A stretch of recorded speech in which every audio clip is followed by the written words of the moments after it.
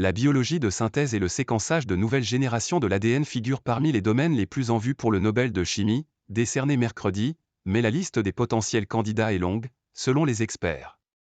Les noms des lauréats seront dévoilés à 9h45 GMT, au lendemain du Nobel de physique qui a consacré les travaux de la franco-suédoise Anne Lhuillier. Le français Pierre Agostini et l'austro-hongrois Ferenc Krauss sur les flashs lumineux ayant permis de comprendre les mouvements ultra-rapides des électrons dans les atomes et molécules.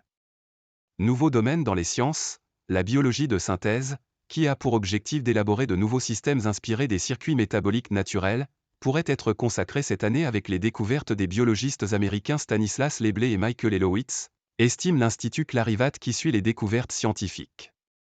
Dans le même champ d'action, le professeur américain en ingénierie médicale James J. Collins revient aussi fréquemment dans les pronostics.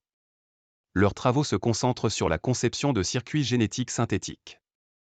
Mais ce champ de recherche suscite la controverse et soulève des questions éthiques sur les limites à ne pas franchir dans la création de la vie, fait valoir Lars Broström, spécialiste scientifique à la radio publique suédoise, SR.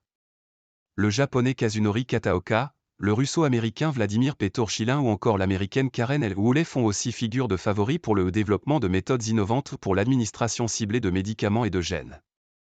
L'an dernier, un trio avait été récompensé pour le développement de la chimie click plus et de la chimie bio-orthogonale, utilisée notamment pour mettre au point des meilleurs traitements pharmaceutiques, y compris contre le cancer. Révolution biotechnologique. Cette année, plusieurs experts tablent sur le séquençage de nouvelles générations de l'ADN comme domaine pouvant être récompensé. Parmi les nobelisables, selon Clarivat, figure le chimiste britannique d'origine indienne Shankar Balasubramanian, ou encore le chimiste britannique David Klenerman pour leur co-invention de cette nouvelle méthode, une révolution biotechnologique de ces dernières années permettant de séquencer de grandes quantités d'ADN en temps record. Lars Broström, de la radio SR, penche pour le biologiste basé aux États-Unis Omar Yaghi et son travail sur les réseaux métallo-organiques, RMO, et leurs propriétés poreuses permettant d'absorber des gaz dangereux, un domaine important pour le futur, en particulier pour l'environnement.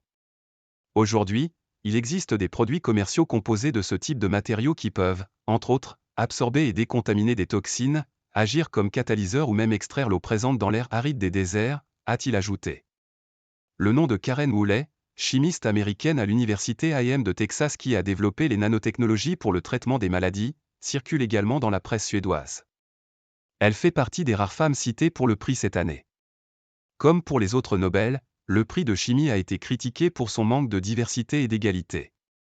Depuis 1901, seules 8 femmes ont été couronnées, sur un total de 114 lauréats.